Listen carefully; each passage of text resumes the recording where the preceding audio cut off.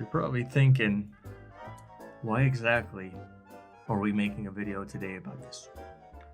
Well, it just so happens that we are living in trying times.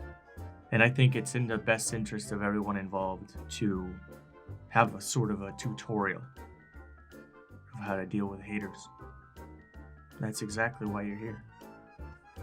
And you know what the crazy part about this is? Is that no matter what I say, somebody is going to dislike it and hate on it. And that's okay. And in this video, I'm going to show you why that's okay.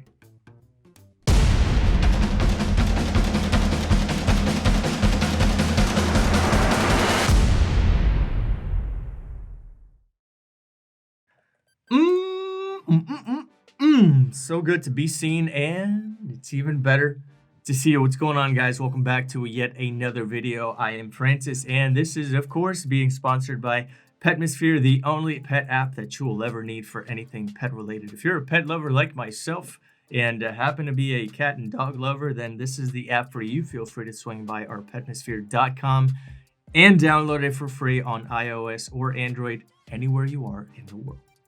All right, guys, so as a result of everything that is going on around the world, whether it's COVID, racism, homophobia, transphobia, sexism, you name it, we're going through tough times and it's showing.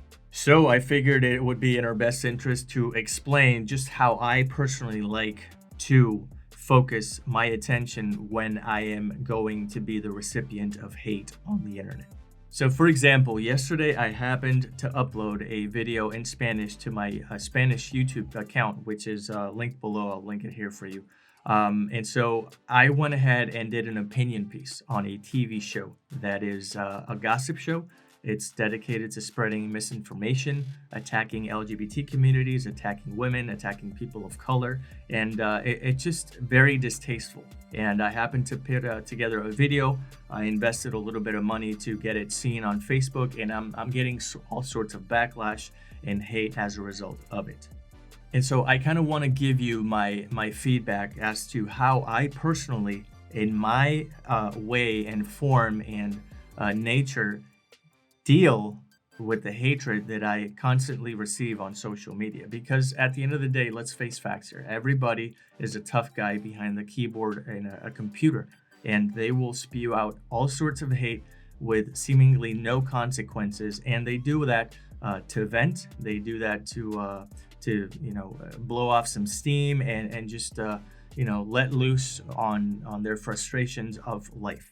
Keep that in mind, because this is in fact an outlet. That's what the internet has become. It's an outlet to vent your frustrations, unmerited opinion, unrequited opinions, and so on and so forth. So keep that in mind. Have that in mind while you're listening to me speak. So the first thing that I look for when I read a comment that's hateful in nature is the fact that they start attacking me as opposed to the content I put out there, as opposed to the way I delivered the message. So what does that tell me? That already tells me that I sort of have the upper hand, right? When somebody attacks you, in Latin, that's called ad hominem attacks. That means that you are attacking the messenger and not the message. So as soon as you see that somebody has attacked you personally for delivering that message, which might have actually been a disservice to them, then that's how you know that you already have the leverage and any sort of rebuttal that you can actually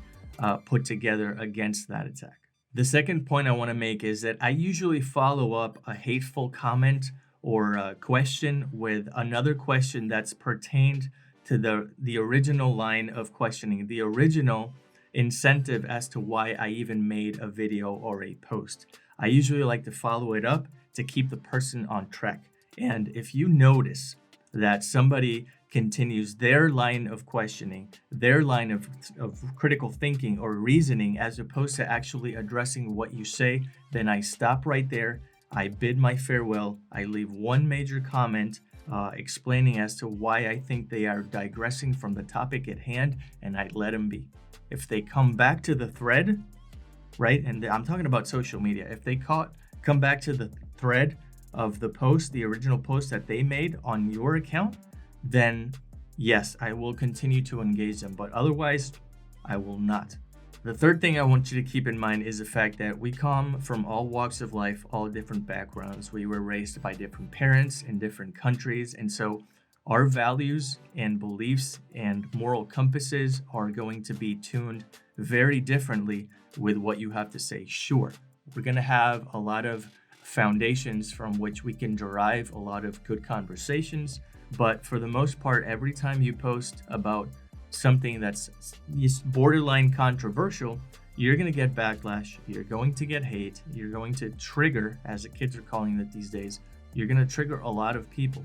So be ready, okay? Be very mindful. This is point number 4. Be very mindful that you will get a reaction from people. I mean, a lot of people on the internet right now, especially during quarantine, have literally nothing to do. So they have no waste of time going on social media and replying to you. Last but not least, point number 5 to me is always take the high road. Always strive to be the better person. Don't go on social media trying to counterattack and insult them and scoop down to their level. Stay on your ground, all right? Stay in your lane and focus on the topic at hand, whether it's an event, whether it's an idea, or whether it's just an opinion piece on another person that you're attacking or talking about objectively. Then keep it there. Don't scoop down to their level, because they will insult you and keep you to the ground and beat you there. I think there's a saying that don't argue with an idiot, because they will beat you with experience, or something along those lines. You know what I mean? So when it comes to social media, be very mindful that anybody can follow you. If you keep a public profile, anybody can go ahead and reply to any comment. So again, keep these things in mind, be very mindful, and be ready for whatever comes your way. I hope you got something out of this video. If you did, give it a thumbs up. It definitely helps the channel. If you happen to be new here, consider subscribing. A lot more content is coming your way in what remains of 2020. Thank you so much for being here. Share if you think that somebody's going to get a little something out of this video as well. And I'll definitely see you tomorrow.